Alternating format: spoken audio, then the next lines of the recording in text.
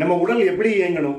உடற்பயிற்சி செய்யாத நேரங்களில் ஓய்வில் இருக்க டைம்லாம் நம்ம இருதயமும் நுரையீரலாம் வந்து ரொம்ப நிதானமாக வேலை செய்யணும். அதுக்கு அது சம்மந்தப்பட்ட நரம்புகள்லாம் வந்து அதை கண்காணிக்கணும்.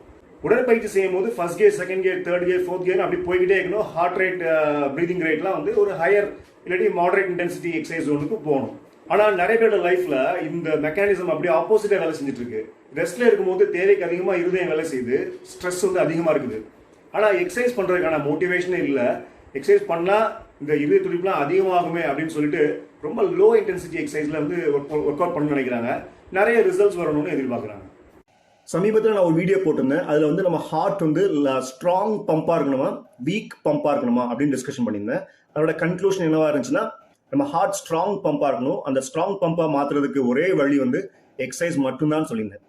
ஒருவேளை நம்ம ஹார்ட் வீக் பம்பாக இருந்துச்சுன்னா, ஒரு நிமிஷத்துக்கு அது அதிக தடவை துடிச்சாலும் பிரச்சனை தான், ஒரு நிமிஷத்துக்கு கம்மியான தடவை துடிச்சாலும் அதுக்கு பிரச்சனை தான்.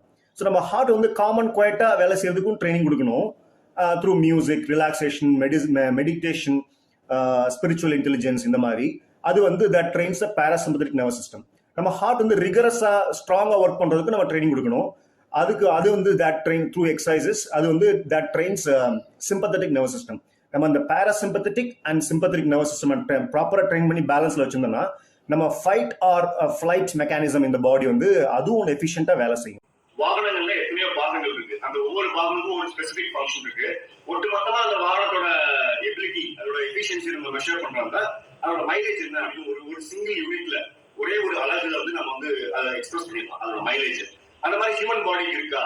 ஹியூமன் பாடியிலும் லிவருக்கு தனி டெஸ்ட் இருக்கு, கிட்னி தனி டெஸ்ட் இருக்கு, இருதயத்துக்கு தனி டெஸ்ட், நுரையீரல் தனி டெஸ்ட், இப்படிதான் இருக்கு இல்லையா? அதெல்லாம் ஒருங்கிணைஞ்சு வேலை செய்யும் போது நம்ம உடம்புல ஹோமியோஸ்டாசிஸ் அப்படிங்கிற ஒரு மெக்கானிசம் நடக்குது. அந்த ஹோமியோஸ்டாசிஸ் சிங்கிள் யூனிட்ல மெஷர் பண்ண முடியுமா அப்படின்னு பார்த்தா இது வரைக்கும் மருத்துவத்துறையில ஆராய்ச்சி நடக்கல. ஆனா நான் 2 ரிசர்ச் பேப்பர்ல சொல்லியிருக்கேன். நம்ம உண்மை செய்யல, ஓய்வுல இருக்கும், ரெஸ்ட்ல இருக்கும் அப்படிங்கிறப்போ அது எப்படி இந்த ஹோமியோஸ்டாசிஸை எப்படி எக்ஸ்பிரஸ் பண்ணலாம் அப்படின்னா நம்மளோட ப்ரீதிங் மெக்கானிசம் வச்சு. இன்னொரு ரிசர்ச் பேப்பர்ல நம்ம வந்து ஆக்டிவிட்டி பண்ணணும்னு சொல்லுவாங்க.